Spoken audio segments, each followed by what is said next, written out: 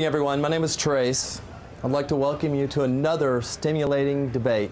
The question is this: are there intelligently controlled extraterrestrial vehicles buzzing around the Earth and butting into people's business all the time? To get to the bottom of this and a number of other questions, we have called for two titans of the argument and response game. Please welcome Jen Dezura and Stanton Friedman. Stanton is a world-renowned UFO investigator and nuclear physicist, and perhaps the foremost expert on the shenanigans that went down in Roswell, New Mexico. His counterpart in this debate, Jen, is a two-time Virginia debate champ and the brainy babe primed to rebut Stanton's every contention. Jen and Stanton, are you prepared for this? Yes, indeed. Yes, we are. Let's let the argumentation begin. The evidence is overwhelming that planet Earth is being visited by intelligently controlled extraterrestrial spacecraft. Some UFOs, underline the some 36 times. One of the things that characterizes most of the attacks from the noisy negativists, as I call them, is they ignore the data. And they'll say there is no UFO evidence, but you never find any references to the evidence. Don't tell me there's nothing there. This is an enlargement of that. Anybody who's close to it, really neat stuff. Let's look at the next slide. $100 million a year in 1958. Next slide. Let's look at the next one. Flying saucer, if you will. This is back in 57. In the next slide, you'll see a very exciting document. This is the enlargement of that. It's pretty neat. Next slide, please. Next slide. This is the one I worked on. Nuclear fusion, what goes on in this phenomena. Next slide. Yes. We are being visited. There really are flying saucers, Virginia.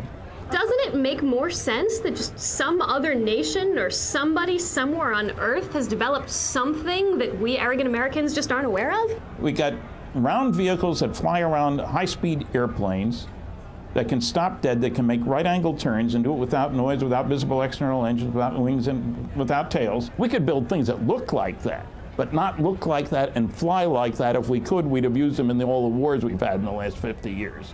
So if they weren't made here, then they had to be made someplace else. How come none of those aliens came during the medieval era? The sightings do go back to medieval times. I think they were checking us out and said, oh, these guys are still primitive. It's okay. If you look at listings of all of the supposed UFO sightings, sure, there are a few dating back to ancient China, but we didn't start talking about them until about 1947. Wrong on both counts. The biggest study ever done for the United States government, unclassified at least, is Project Blue Book Special Report number 14, biggest study done for the Air Force. They looked at 3,201 sightings. The report itself was not distributed. The press release was, to say the least, misleading. The government is made up of a bunch of jerks who lie to us. I'm going to have to concur. However, this does not mean that everything the government says is wrong. When they tell me reading is fundamental, I'm inclined to agree. What Stanton has presented to us is an unfalsifiable set of statements. If the government says there are aliens, that would mean there are aliens. If the government says there are no aliens, that would also mean there are aliens. The government was clearly involved in various spy programs, probably foreign and domestic, during the Cold War. I think an excellent explanation would be that the government is very bad at covering up its own spying. That seems to be a better way to explain the wealth of contradictory information we've seen. The data is there.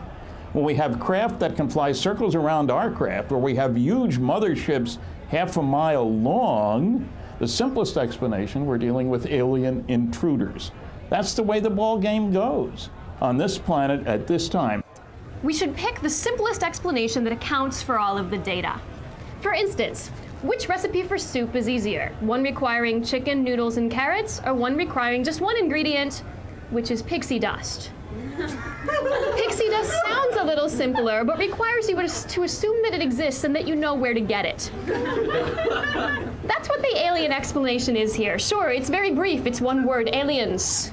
All right, now we're really going to open the wild card here. So anybody in the audience who wants to ask a chance of real live experts about possible real live aliens, step right up here. Come aboard. Thank you. Here's my question. First of all, in the documentary, what was it called? Independence Day. Will Smith. Documentary? Will Smith punched out an alien. Are they, in fact, that weak? aliens don't seem to be showing tremendous strength. Sorry. Well, thank you very much. It was a fascinating question. I obviously can't catch up on the 40 years of information collection that has gone into today's slideshow presentation. I'm certainly not going to argue that we've seen things we have no explanation for. I've got a lot of fuzzy pictures, you've got a lot of fuzzy pictures. I'm down with that. The simplest explanation is that those pictures can be explained as a combination of hoaxes, ignorance, and misperceiving ordinary events. Thank you.